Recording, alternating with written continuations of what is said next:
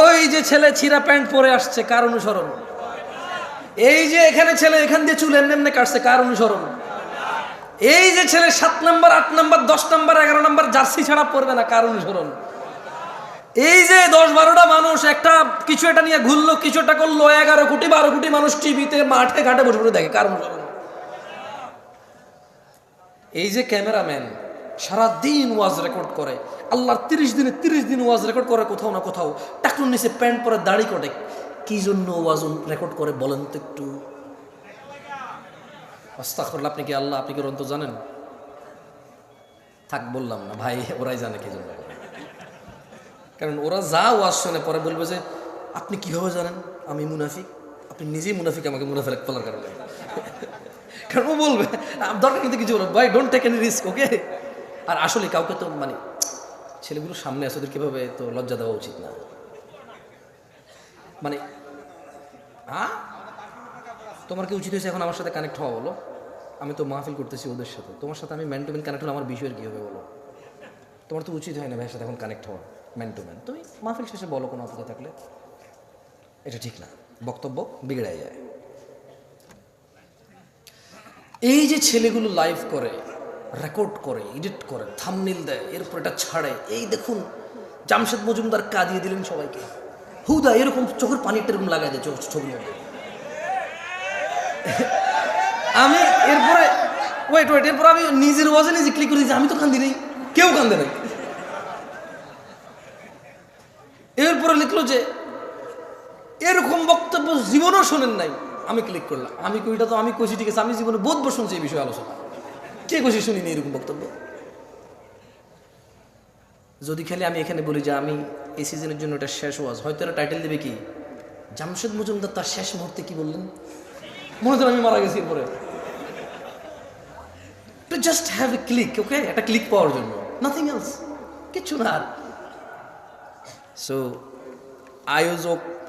আয়োজন করে মাহফিলের, রেকর্ড করে মাহফিলের, লেকচার করে মাহফিলে, শ্রোতা শুনে মাহফিল, দিন শেষে কারোই কোনো পরিবর্তন নেই। ঠিক বলার খুব শখ না, আমি কয়েকবার বলি ঠিক কিনা বলেন, তারপর আর বলিন না, কেমন? আমি পার্সোনালি পছন্দ করি না ঠিক আপনি বলবেন, আপনি না বললেও তো ঠিক, আমি কি ভুল ধরেন আমি আমি কি এটা ভুল মনে করে কইতেছি, আমি তো ঠিক মনে করে কইতেছি, ঠিক কিনা রহিছি তো, আর ঠিক বলিয়েন না, কেমন? বেশ কয়েকবার বলা দিয়েছি না, আর বলার দরকার নেই ঠিক, কারণ আপনাদের মুখ তো নড়ানো লাগে, ঠিক না? এখনো বাকি আছে আরো ঠিক বলার। আচ্ছা এবার আসেন তো, মায়ের পেটে কয়টি জিনিস লেখা হয়? 1 নাম্বার, 2 নাম্বার হায়াত, জীবনকাল, কি কাল? জীবনকাল। তারপরে হচ্ছে 3 নাম্বার, 4 নাম্বার আল্লাহ দুনিয়া কাকে কাকে দিবে? সবাই বলতে কে? বেশি হয়ে যাবে, তাহলে আমি আরো সুন্দর করে প্রশ্ন করি। আল্লাহ দুনিয়া দিবে যাকে, আর যাকে ওকে। ঈমান দিবে কাকে? ঈমান কে দেয়? আল্লাহর ভালোবাসা পাবে কে? মাশাআল্লাহ, মুমতাজ। এটা হলো সুলতান। ওস্তাদ বক্তব্য মুখস্থ হয়ে গেছে না ওদের? এখন পর্যন্ত যা বলছে ওদের কিন্তু মুখস্থ হয়ে গেছে, মানে হুকুম মুখস্থ হয়ে গেছে। হাদিস মুখস্থ না হলে হুকুম কি হয়েছে? এটাই দরকার আমাদের। আমরা চাই আমরা কথা বলবো, আপনি যদি হাদিস এবং কোরআনের আয়াত মুখস্থ না করতে পারেন, কিন্তু যা বলেছে এটার হুকুম আপনি মুখস্থ করবেন, আদেশ এবং নিষেধগুলো আপনি মুখস্থ করবেন। আল্লাহ আমাদেরকে তৌফিক দান করুন। একটা হাদিস বলি আপনাদেরকে, আরেকটা হাদিস বলি, কেমন? বিরক্ত হচ্ছেন না তো? ঠিক আছে,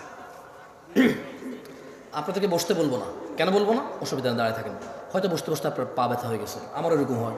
আমি অনেক সময় বসলে পায়ের উপর পা তুলে দিই, আবার নামাই, আবার এক পা চেয়ারের উপরে তুলে দিই, মানে দীর্ঘক্ষণ বসে এরকম হয়। It's okay, totally fine, but কথা মনোযোগ দিয়ে শুনতে হবে। কি দিয়ে শুনতে হবে? মনোযোগ দিয়ে শুনতে হবে। বাকি ওঠেন, দৌড়ান, বাদাম খান, বুট খান, কিচ্ছু যায় আসে না আমার। আল্লাহ নবী সাল্লাল্লাহু আলাইহি ওয়াসাল্লাম বলতেছে যে উহাদ্দিসুকুম হাদিসান ফাহফাযুহু। আল্লাহ নবী বলছেন যে আমি তোমাদের একটি কথা বলছি, তোমরা তা মুখস্থ রাখবে। কে বলেছে? কে বলেছে? সাল্লাল্লাহু। কয়টি কথা বলবে? আমরা কি করতে হবে? আবার খাই ফেলছেন। আরে আপনি খান নাই ভাই, কেউ কেউ খাইছে। ওকে, আমি আবার জিজ্ঞেস করি। আল্লাহ নবী সাল্লাল্লাহু আলাইহি ওয়াসাল্লাম বললেন, উহাদ্দিসুকুম হাদিসান ফাহফাযুহু।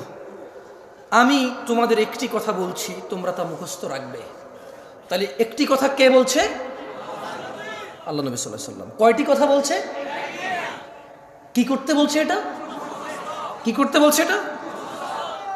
কল, তিনি সাল্লাল্লাহু আলাইহি ওয়াসাল্লাম বললেন, ইন্নামাদ দুনিয়া লি আরবাআতি নাফার।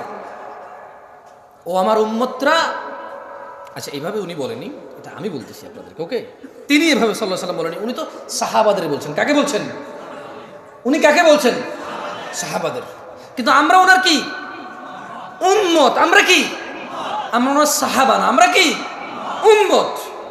তিনি ওনার সাহাবাদের মাধ্যমে, সাহাবাদের প্লাসে কিয়ামত পর্যন্ত যত মানুষ এই পৃথিবীতে আসবে সবার জন্য সমান বিধান, সবার জন্য সমান বিধান। তিনি বলছেন যে উহাদ্দিসুকুম হাদিসান ফাহফাযুহু। আমি তোমাদের একটি কথা বলছি, তোমরা তা মুখস্থ রাখবে।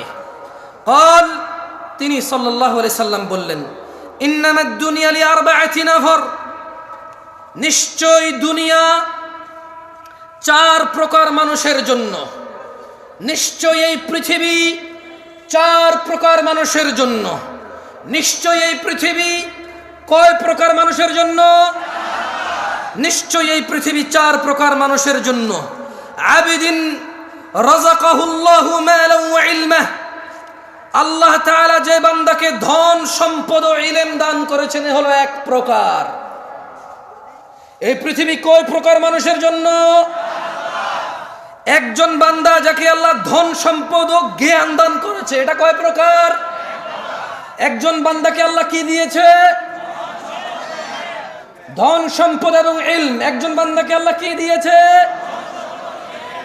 ভাই আমি একলা কষ্ট করলে হইব না, বাঙালি হলে হিংসুক, আমি হলে আমার ভিতরে হিংসা আছে। আমি কোনো চিল্লাই চিল্লা আপনি বয়ে বয়ে আরাম করে শুনবেন কে? এত আরাম কি লেগে আমার লগে লগে না, আমি কইতেছি আপনি করবেন। আজকে ওয়াজ বক্তা একজন হবে না, আজকে বক্তা সবাই আমরা ইনশাআল্লাহ। ওকে, সঙ্গে সঙ্গে বলিয়েন, দেখবেন মুখস্থ হয়ে যাবে ইনশাআল্লাহ। কেন? আবারও বলছি, যদি হাদিস মুখস্থ না থাকে হুকুম মুখস্থ হয়ে যাবে। কি মুখস্থ হবে? মানে এটা নিষেধ অথবা আদেশটা আপনি বুঝে চলে আসবে, যাতে আপনি আপনার বাচ্চাকে নিষেধ করতে পারেন, এই এটা করিও না, এটা আল্লাহ নবী নিষেধ করছেন। হয়তো আপনি বলতে পারবেন না আরবি বাংলা মিলায়া, বুঝেন নাই? আচ্ছা, হাত পায়েগুলো নড়ে, এটাও আপত্তি, ক্যামেরা যারা দেখে আমাকে সরি। আল্লাহ নবী সাল্লাল্লাহু আলাইহি সাল্লাম কয়টি কথা মুখস্থ রাখতে বলেছেন? একটি। কয়টি? এই দুনিয়াতে কত প্রকার মানুষের জন্য পৃথিবী? কত প্রকার? এক প্রকার কি? সম্পদ এবং, বেশি জোরে বলিন না তাহলে গলা ভেঙে যাবে। সবাই বলিয়েন, আস্তে আস্তে বলিন, সমস্যা নেই। কেমন? সবাই বলিয়েন, আস্তে আস্তে বলিয়েন। তাহলে এক প্রকার হচ্ছে আবদান রিজকাহুল্লাহ, সরি রাযাকাহুল্লাহ মালান ওয়া ইলমা। আল্লাহ তাআলা যে বান্দাকে ধন সম্পদ এবং ইলম দান করেছে, সুবহানাল্লাহ, ফাহুয়া ইয়াত্তাকি ফীহি রাব্বাহু ওয়া ইয়াসিলু ফীহি রাহিমাহ। যাকে আল্লাহ ধন সম্পদ ও ইলম দিয়েছে, আল্লাহ বলছেন যে, আল্লাহ নবী বলছেন যে আর এবং ইলমের ক্ষেত্রে তার রবকে ভয় করে ও আত্মীয়দের সাহায্য করে, সুবহানাল্লাহ। তাহলে পৃথিবী চার প্রকার মানুষের জন্য। কয় প্রকার মানুষের জন্য? এক, আল্লাহ একজনকে সম্পদ দিছে, ইলম দিছে। এখন সে কি করে? সে ইলম দিয়ে আর সম্পদ দিয়ে আল্লাহকে ভয় পায়। কাকে ভয় পায়? মানে এই টাকা দিয়ে সে সিনেমার টিকিট কেনে না, এ টাকা দিয়ে সে কি করে না? সিনেমার টিকিট কেনে না। এ টাকা দিয়ে সে মদ গাঁজা কেনে না। এই টাকা দিয়ে সে কাউকে মারবে, গাল্লাবে, অপদস্থ করবে, জুলম অত্যাচার করবে, সেটা কি করে না। সে এই টাকার ক্ষেত্রে সে কি পায়? ভয় পায়। কাকে? আল্লাহকে, রবকে ভয় পায়। কাকে? রবকে ভয় পায়। এবং সে এই টাকা আত্মীয় স্বজনকে হেল্প করে সে সম্পদ দিয়ে। কি দিয়ে সম্পদ হেল্প করে সে? আত্মীয় স্বজনকে। কি করে সে? ফুফিদের সম্পদ কারা কারা দেন নাই? হ্যাঁ, এগুলো সব গরিব মানুষ আমার মতো। রাত 12টা বাজে বড় লোক এখন মানে কোন জায়গায় কনসার্ট চলতেছে, কোন জায়গায় একটু বৈশা নির্জনে অথবা হোটেলে বসে একটু গাঁজা মাজা খাওয়া যায়। সরি, সব বড় লোক বলছি না ভাই, গরিব এখন টিকটিকির ল্যাজ খায় ভাই। যার কাছে পয়সা আছে সে ইয়াবা গাঁজা খায়, যার কাছে পয়সা নাই পুরান মোজা সঙ্গে দেখে দেয়। ওসব সেটা সম্পর্কে জানতেন আগে? আমি রিসেন্টলি দেখেছি। আমি অনেক জায়গায় কথাটা বলেছি, তখন আমি বিয়ে করেছি নতুন, আরও অনেক ইয়াং, একদম মোটামুটি 8-10 বছর আগের কথা বলতেছি। তো বাংলাদেশি তো আমি প্রথমবার আসছি, আমি তো বাংলাদেশ সম্পর্কে তেমন জানি না, তেমন মানে জানি না তখন। তো বিয়ে শাদী করলাম, চিটগাং যাচ্ছি। কর্নেলহাট নাম শুনছেন? চিটগাং কর্নেলহাট মানে এটা এখানের আগে, সিটি গেটের পরে। তো এখন আমি যখনই নামতাম, ট্রেনে করে যাইতাম বা কর্নেলহাটে নামতাম, একটু শ্বশুরবাড়িতে যাবো, একটু ফল ফ্রুট নিতে হবে না। তো কর্নেলহাট তো এটা তো Dhaka Chittagong road highway, overbridge আছে ওই কর্নেলহাট, ছোট্ট একটা বাজার, ওভারব্রিজ। মজার ঘটনা বলতেছি, তোমরা শোনো। আমি বাংলাদেশে নতুন তখন, এখন এক ছেলেকে দেখি যে পলিথিনের ভিতরে জুতার যে আঠা ঘাম আছে না, ওই জুতার ঘাম পলিথিনের ভিতরে। এখন সে কি করছে, আমি যখন ওভারব্রিজটা পার হচ্ছিলাম, সে ওভারব্রিজের উপরে শুয়ে আসে আর পলিথিনটা টান দিয়ে পলিথিনটা ছোট হয়ে যায়, আবার সেটা ফুলায় আর সে আমার এমন করতেছে।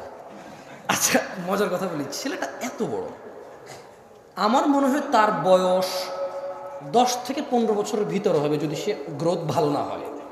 আর যদি তার গ্রোথ ভালো হয় তাহলে 8 থেকে 12 বছর। কত বছর? 8 থেকে 12 বছর একটা ছেলে। আমার তো ভাই সৌদি আরব থেকে আসছি নতুন নতুন, বুঝুন না, মন মানসিকতা একদম নরম তাজা, কিছু জানি না তো বাংলাদেশের। আমি তো শ্বশুর বাড়িতে ফল ফ্রুট নিয়ে যাওয়ার চিন্তা, টাকা পয়সা যা টুকটাক ছিল। এখন আমি রাস্তার এই পাশে নামছি, তো ওই পাশে হলো ফল দোকান, ওভারব্রিজ আছি।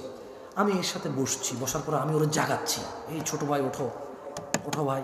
এখানে যে মানুষ হেঁটে যাচ্ছে, আসতেছে, যাচ্ছে, কেউ কোনো ওর দিকে ভ্রুক্ষেপ করতেছে না, আমি বসেই আছি ওর সাথে। আমি বলছি, পরে দেখলাম যে পলিথিনে ঘাম সেরকম খাচ্ছে, সে তো গ্রাম নিচ্ছে, আমি তো ভাবছি সে খাচ্ছে। আমি ভাবছি কি, আপনি বিলিভ করবেন না, আজকে আমি হাসতেছি, ওই দিন আমি ওখানে বসে কান্না করতেছিলাম। আমার মন এত খারাপ হয়েছে যে কি এত গরিব দেশ আমরা, এই ছেলে ঘাম খাচ্ছে কেন? ওয়াল্লাহ, আমি এই ঘটনা আর 2-1 জায়গায় বলছি, সত্যি দিনাজপুরে বলছিলাম না। আচ্ছা যাই, এখন আমি দেখেন, কথা আগে পরে হতে পারে, যেহেতু আগেও বলছি, পরে ইউটিউবারে বলবো যে এই দেখেন জামশেদ মজুমদার মিথ্যুক, আগে বলছে এরকম, পরে বলছে এরকম। ভাই আমি তো এটা তো কোরআন নাজ আমি হেফেজ করবো, বুঝেন নাই? কথা আগে পরে হইতে পারে। তো আমি বললাম যে হাইরি, আমরা এত গরিব, সুবহানাল্লাহ, এই ছেলে ঘাম খাচ্ছে কেন? আল্লাহ আল্লাহ। আমি করছি কি, ফল ফ্রুট শ্বশুর বাড়িতে যাওয়ার যে টাকা ছিল করে দিয়ে দিছি। পরে আমি তো শ্বশুর বাড়িতে গেলাম, মানে শ্বশুর বাসায় গেলাম, যে কথাবার্তা হলো। পরে আমি শেয়ার করলাম একজনকে, সে বলে যে আরে এটা তো নেশা করতেছিল। আমি কি,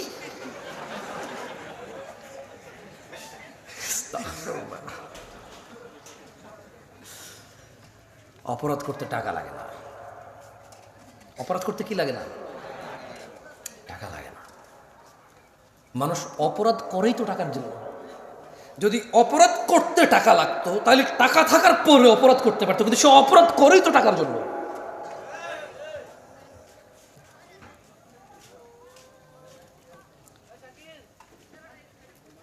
কয় প্রকার মানুষের জন্য পৃথিবী? এর মধ্যে এক প্রকার হচ্ছে যাকে আল্লাহ কি দিয়েছে? ইলম এবং ধন সম্পদ। সে এই ধন সম্পদ আর ইলম দিয়ে কাকে ভয় পায়? আত্মীয় স্বজনকে কি করে? সাহায্য করে। এগুলো কয় প্রকার? এক প্রকার। ওয়ায়ালামু লিল্লাহি ফিহি হাক্কা, এবং সে জানে এতে এই সম্পদ আল্লাহ তাআলার প্রতি হক আছে।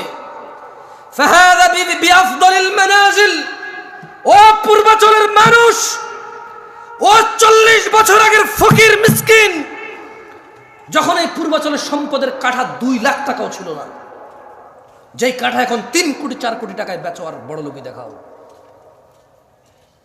যখন তোমার এখানে জমির কাঠা, আরে কাঠা কিসের, বিঘা বলে তো কিসের কাঠা মাঠা, 50 বছর আগে কাঠা দেখাইতে আসছে আমাকে। কে 50 বছর আগে কাঠা জমি বিক্রি করছে আর কাঠা জমি কিনছে? কে? কোন এমন ফকিন্নি লোক ছিল যে কাঠায় জমি কিনছে? কোন এমন বড় লোক ছিল যে এক কাঠা বিক্রি করবো ভাই, বেশি বিক্রি করবো না? বিঘা বিঘা কি নিয়ে কথা হয়েছিল? আরে পূর্বাচলের ফকির দরিদ্ররা 50 বছর আগে। তোমাদের বাপ দাদাদের এত সম্পদ ছিল না, যারা আমরা গ্রামে ছিলাম তাদের যতটুকু ছিল 400 বিঘা 500 বিঘা গ্রামাঞ্চলের মানুষের ছিল। 200 মন 400 মন ধান হয়তো গ্রামাঞ্চলের ধনী মানুষদের। তোমাদের এখানে কে এমন ধনী যার 100 বছর আগে এরকম 1000 মন ধান হয়েছে? তুমি দিনাজপুর যাও, এমন সম্ভ্রান্ত পরিবার বাবা, 60 বছর আগে 70 বছর আগে ওর বাপ দাদারা এক ছিল, 800 মন 1000 মন ধান হইতো ওদের নিজেদের। কি ওসব নাই? চাপাইতে নাই, রাজশাহী নাই এরকম ধনী? আমি চাঁপাইনবাবগঞ্জে গিয়েছি কিছুদিন আগে, একজনের শুনেছি ওর কত 80 বিঘা জমি এখনো আছে বরেন্দ্র এলাকায়। কোথায়? বরেন্দ্র এলাকায় 80 বিঘা জমি আছে।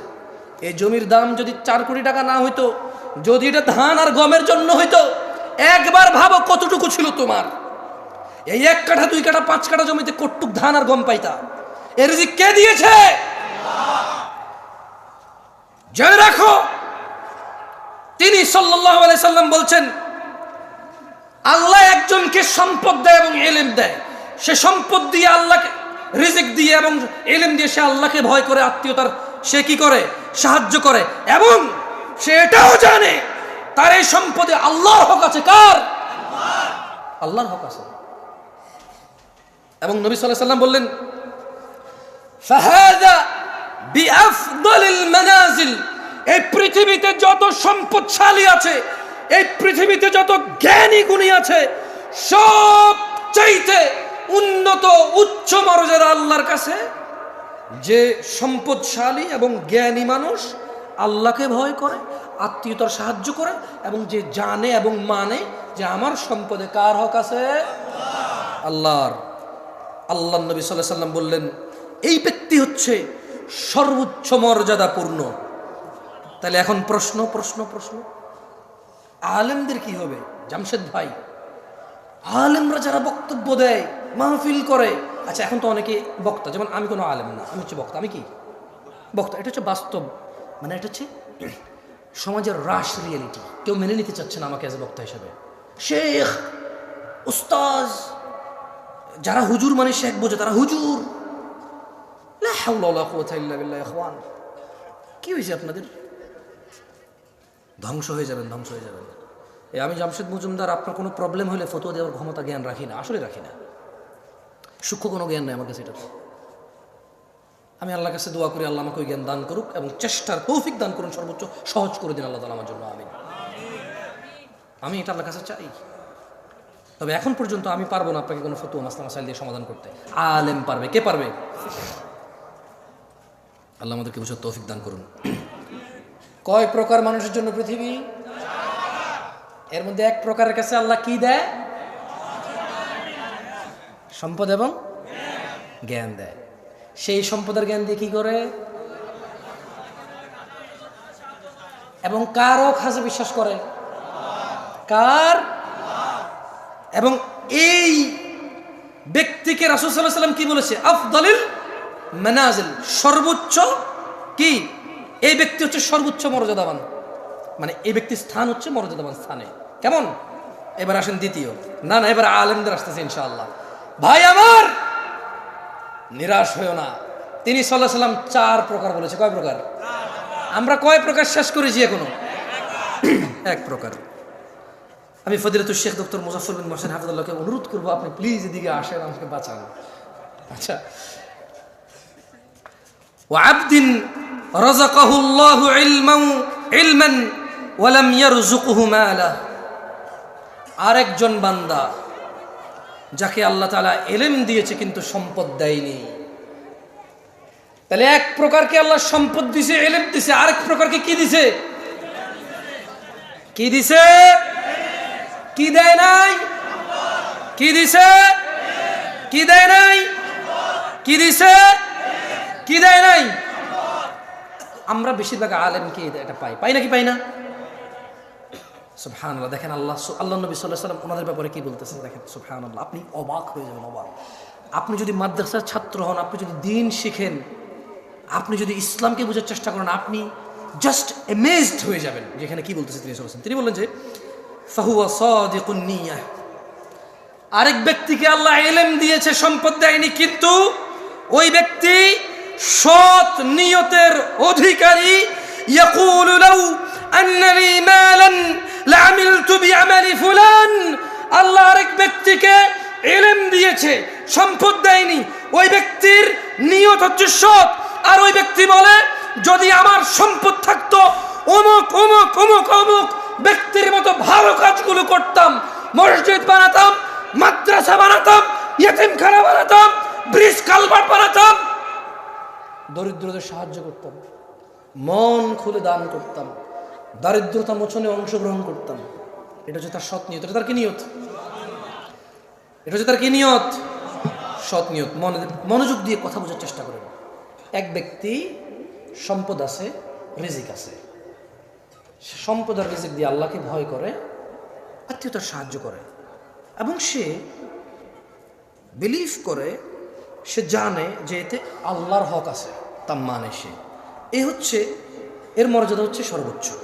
আরেক ব্যক্তি যার ইলম আছে, জ্ঞান আছে, সম্পদ নাই, কিন্তু ও সৎ নিয়তের অধিকারী, এবং সে সংকল্প করে এবং সে বলে যে আমার যদি সম্পদ থাকতো তাহলে ওই যে অমুক, ওই যে অমুক অমুক, এই অমুক কাকে বলছে বলেন তো? যার ধন সম্পদ আর রিজিক আছে, সরি, যার ইলম আর রিজিক আছে, ওই অমুকটাকে, ওই যে প্রথম ব্যক্তি যার রিজিক আছে এবং কি আছে, এই যার কাছে ইলম আছে এবং সম্পদ নাই, সে বলে যে আমি অমুক অমুক অমুক অমুকের মতো ভালো কাজ করতাম। ব্যক্তির মতো কি করতো? সে ভালো কাজ করতো। আল্লাহ নবী কি বলতেছে দেখেন, সুবহানাল্লাহ, বলতেছেন যে ফাহুয়া বিনিয়াতিহি ফাআজরুহুমা সাওয়া, এই ধরনের লোকের মর্যাদা তার নিয়ত মোতাবেক নির্ধারিত হবে, এই দুইজনের সব সমান সমান হবে। তার মানে যার টাকা আছে আর জ্ঞান আছে, সেই টাকা যদি ভালো কাজে না লাগায় বিপদ, কি বিপদ। কিন্তু যার ইলম আছে, টাকা নাই, সৎ নিয়তের অধিকারী, আর মনে মনে সংকল্প করে টাকা থাকলে মসজিদ বানাইতে পারতাম, একটা সুন্দর এখানে উজুখানাটা করে দিতাম, আমার কাছে টাকা থাকলে বেটা এসি লাগাইতাম, বেটা আমার কাছে টাকা থাকলে 5 তলা করে দিতাম, মানুষজন নামাজের জায়গা নেই, আরে অমুক মাদ্রাসায় এতিমরা পড়ে, ভালো খাওয়া দাওয়া খাইতে পারে না, এই শীতকালে ওদের এই টিনের ফাঁকে দিয়ে বাতাস ঢোকে, জানালাতে থাই গ্লাস লাগানো নাই, আমার কাছে টাকা থাকলে থাই গ্লাস লাগা দিতাম, এতিমগুলো সুন্দর করে থাকতো, অমুক, সেগুলো ভাবে, এগুলো সে কি করে, এতেই তার, ওই যে ব্যক্তি করে টাকা খরচ করে এর সব সমান সমান হয়ে যাবে। সুবহানাল্লাহ। তাহলে কয় প্রকার পাইলাম আমরা এখন পর্যন্ত? পৃথিবী কয় প্রকার মানুষের জন্য? এক প্রকার মানুষের কি আছে? সম্পদ, এবং সেই সম্পদ ইলম দিয়ে কি করে, এবং কার হক আছে, মানে এই ব্যক্তি মর্যাদার দিকে কতটুকু,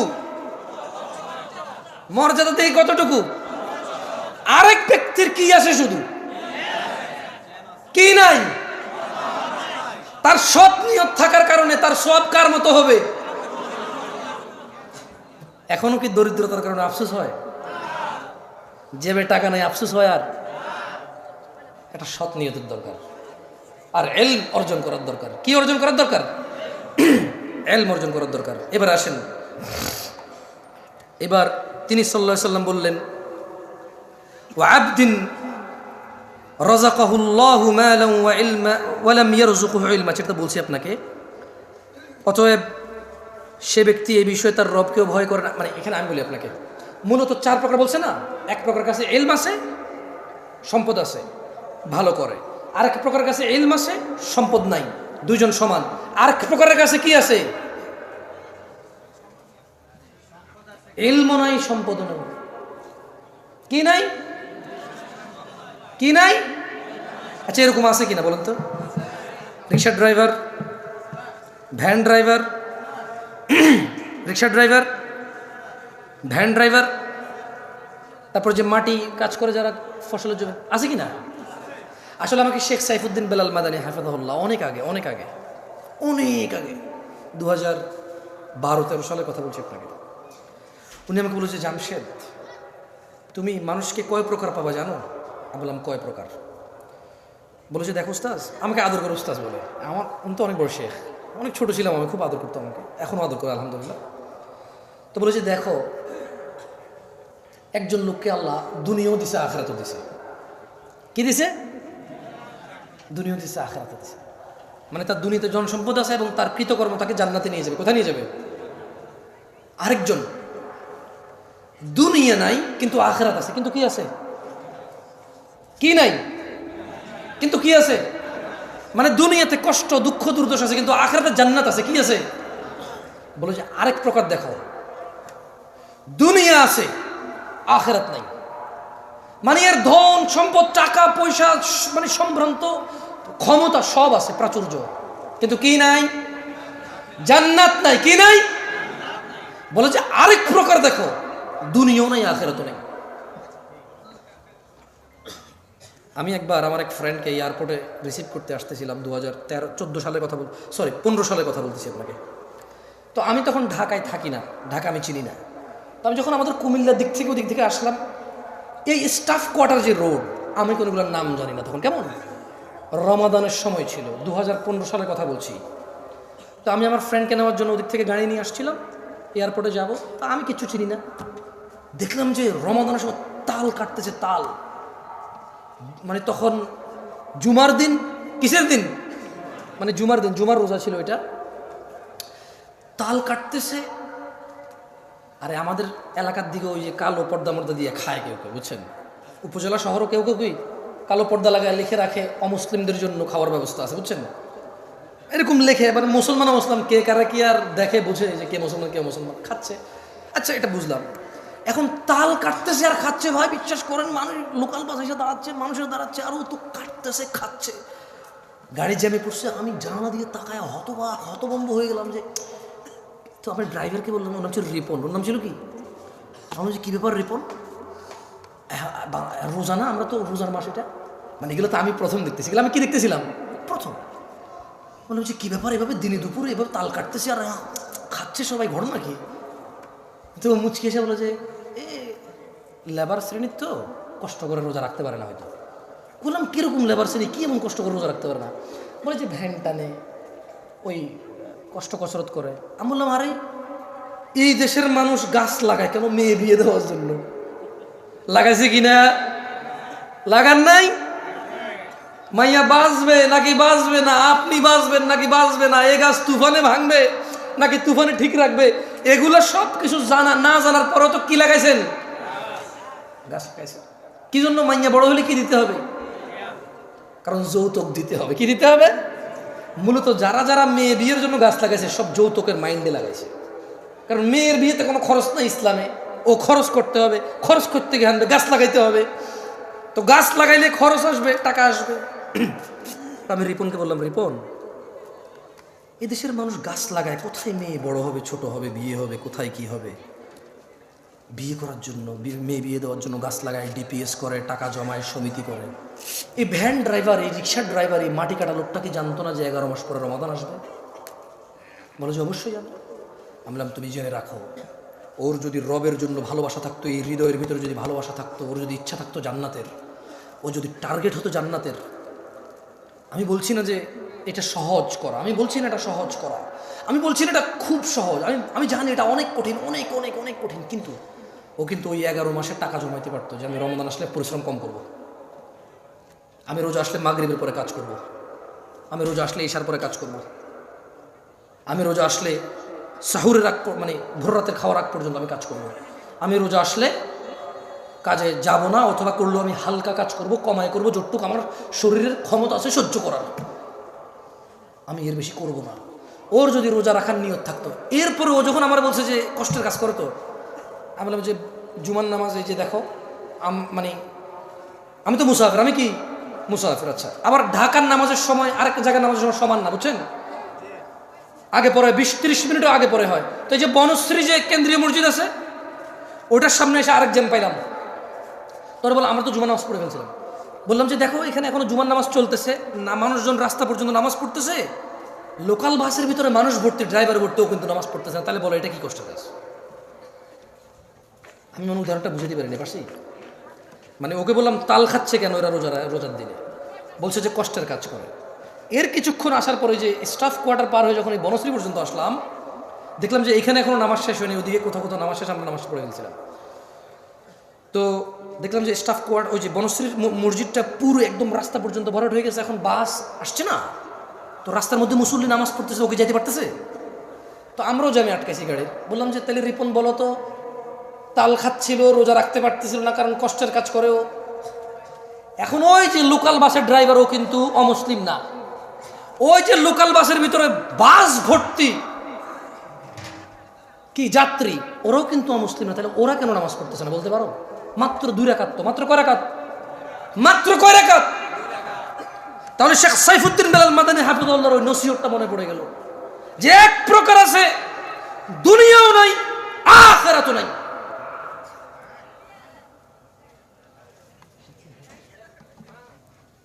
আল্লাহ সুবহানাহু ওয়া তাআলা আমাদেরকে বোঝার তৌফিক দান করুন দিনী ভাইরা। আমি আপনাদের একটা হাদিস শিখাই, শিখবেন? শিখবেন? আমি আপনাদের বিরক্ত করতে চাই না আসলে। আমি আজকে মানে স্টেজে উঠছি থেকে আমি একটু কনফিউজ। শেখ আমাকে বলছে একটু লম্বা সময় বলতে হবে, আমি আসলে বুঝতেছি না আমি কী বলবো। আমার যদি 40-50 মিনিট হতো আমি একটা বিষয় চয়েস করতাম, সুন্দর করে বলে চলে যাওয়ার চেষ্টা করতাম। আচ্ছা, একটা হাদিস শিখেন। আল্লাহ নবী সাল্লাল্লাহু আলাইহি ওয়াসাল্লামের কাছে এক ব্যক্তি এসে বলল যে আরাআইতা ইযা সাল্লাইতা সালাওয়াতুল মাকতুবাত। এক ব্যক্তি এসে আল্লাহ নবীকে বলল যে ইয়া রাসূলুল্লাহ, আপনি কি মনে করেন আমি যদি ফরজ নামাজ সমূহ পড়ি, অসুমতু রমাদান, এবং রমাদান মাসের রোজা রাখি, সে কি করবে? ফরজ নামাজ পড়বে এবং রমাদান মাসের রোজা রাখবে,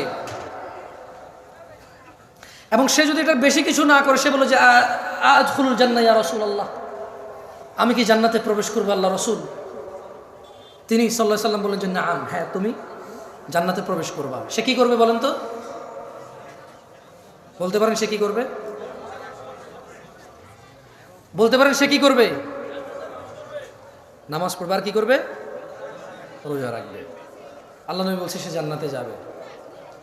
ওই লোক আল্লাহ নবী সাল্লাল্লাহু আলাইহি ওয়াসাল্লামকে বলল যে ওয়াল্লাহি, আল্লাহর কসম, লা আযীদু আলা যালিকা শাইআ, আমি এর বেশি কিছু করব না। যাকে একটু কোরআন তেলাওয়াত করে কি করে বুঝতেছি না। আউযু বিল্লাহি মিনাশ শাইতানির রাজীম। আচ্ছা, কারা কারা সূরা ফাতিহা পারেন? সূরাতুল ফাতিহা কারা কারা পারেন? আসলেই পারেন? ভাই আপনি পড়েন তো, ওঠেন। হাসেন কেন? উনি আপনি পারেন বলছেন না, পড়েন। হ্যাঁ ওঠেন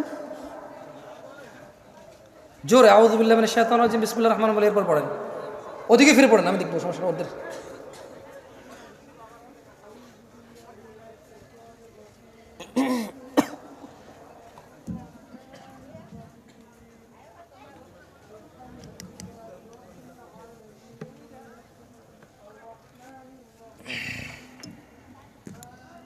একটা খোলা যাবে না? দিয়ে আসো, ওকে দিয়ে আসো।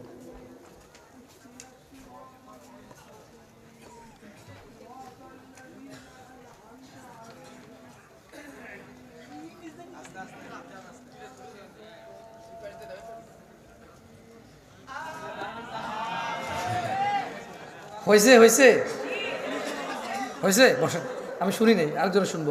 কারা কারা সূরাতুল ফাতিহা আপনার হাত তুলে রাখেন, কোনো কথা নাই। আমি নামাইতে করে নামাইবেন, মাইকে গেছে লোক। ভাই বুঝে দেখেন।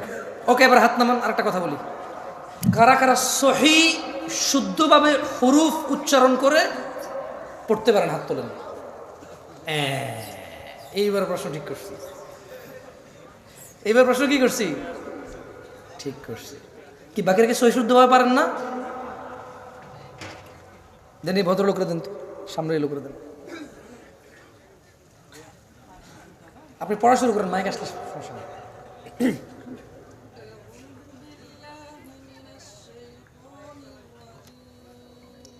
ইয়াকফি, আপনি মাদ্রাসা ছাত্র, বসেন বসেন। উনি আগে থেকে যান, আমি জানি। আমি তো মাদ্রাসার ছাত্র না, মাদ্রাসার ছাত্র না ভাই। আপনি সূরাতুল ফাতিহা পড়েন তো, দিকে আসুন।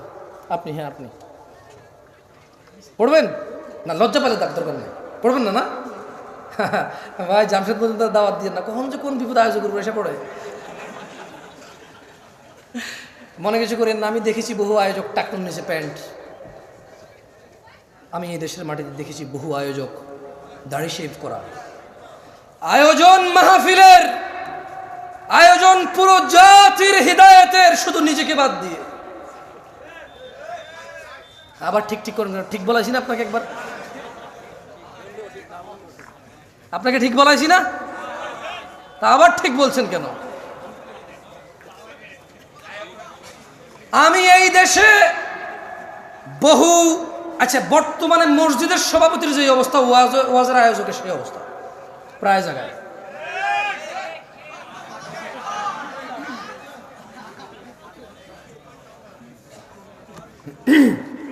আচ্ছা, আউযু বিল্লাহি মিনাশ শাইতানির রাজীম, বিসমিল্লাহির রহমানির রহিম। والنازعات غرقا والناشطات نشطا والسابحات سبحا فالسابقات سبقا فالمدبرات أمرا يوم ترجف الراجفة تتبعها الرادفة قلوب يومئذ واجفة أبصارها خاشعة أبصارها خاشعة يقولون إنا لمردودون في الحافرة أإذا كنا عظاما نخرة قالوا تلك إذا كرة خاسرة فإنما هي زجرة واحدة فإذا هم بالساهرة أتاك حديث موسى إذ ناداه ربه بالواد المقدس طوى اذهب إلى فرعون اذهب إلى فرعون اذهب إلى فرعون اذهب إلى فرعون إنه طغى اذهب إلى فرعون اذهب إلى فرعون إنه طغى فقل هل لك إلى أن تزكى وأهديك إلى ربك فتخشى وأهديك إلى ربك فتخشى فأراه الآية الكبرى فكذب وعصى ثم أدبر يسعى পাল্টানি আছে احفظني কামা তাদিন তুদান আল্লাহ আগে যা হয়েছে উসুল একটু হয়েছে উসুল হয়েছে আমাকে শাস্তি দিছে। যাক আলহামদুলিল্লাহ, আমি দুঃখিত। আচ্ছা বলেন তো, মায়ের পেটে বাচ্চার কয়টি বিষয় লিপিবদ্ধ হয়? 1 নাম্বার, 2 3 4 ভালো এবং মন্দ, মানে নেককার বা বদকার। কেমন বলেন তো, মানুষ কয় প্রকার? কয় প্রকার? আচ্ছা, এর আগে একটা কথা আছে। আল্লাহ এই দুনিয়া দিবেন কাকে আর কাকে দিবেন, কিন্তু ঈমান দিবে কাকে? ঈমান দিবে কাকে? আল্লাহ কাকে ভালোবাসবে? আলহামদুলিল্লাহ। যাক, তাহলে 4টা দাওয়াত পাইছেন। রিজিক নির্ধারিত। রিজিক কি? চুরি, ডাকাতি, বাটপারি, ধোঁকাবাজি, দুর্নীতি, সুদ, ঘুষ, হত্যা, রাহাজানি, ফিতনা, ফাসাদ করে রিজিক বৃদ্ধি করা, এগুলা কি? নির্ধারিত। আর আল্লাহ দুনিয়া আখিরাত সবাইকে দেবে না। দুনিয়া সবাইকে দেবে, আখিরাত শুধু যাকে আল্লাহ ভালোবাসে তাকে দেবে। আর আল্লাহ তাকে ভালোবাসবে যে নবীর পথ অনুযায়ী চলবে। আকুলু কওলি হাযা ওয়াস্তাগফিরুল্লাহ লি ওয়া লিসাইরিল মুমিনিন ফাস্তাগফিরু ইন্নাহু হুয়াল গফুরুর রহিম। আপনারা নিজের জন্য ক্ষমা চান, আমি আল্লাহর কাছে আমার জন্য ক্ষমা চাই, আপনাদের জন্য ক্ষমা চাই। আল্লাহ আমাকে ক্ষমা করুন, আপনাদের সবাইকে ক্ষমা করুন, আপনারাও নিজের জন্য ক্ষমা চান। সুবহানাকাল্লাহুম্মা ওয়া বিহামদিকা আশহাদু আল্লা ইলাহা ইল্লা আনতা আস্তাগফিরুকা ওয়া আতুবু ইলাইক। আসসালামু আলাইকুম ওয়া রাহমাতুল্লাহি ওয়া বারাকাতুহু।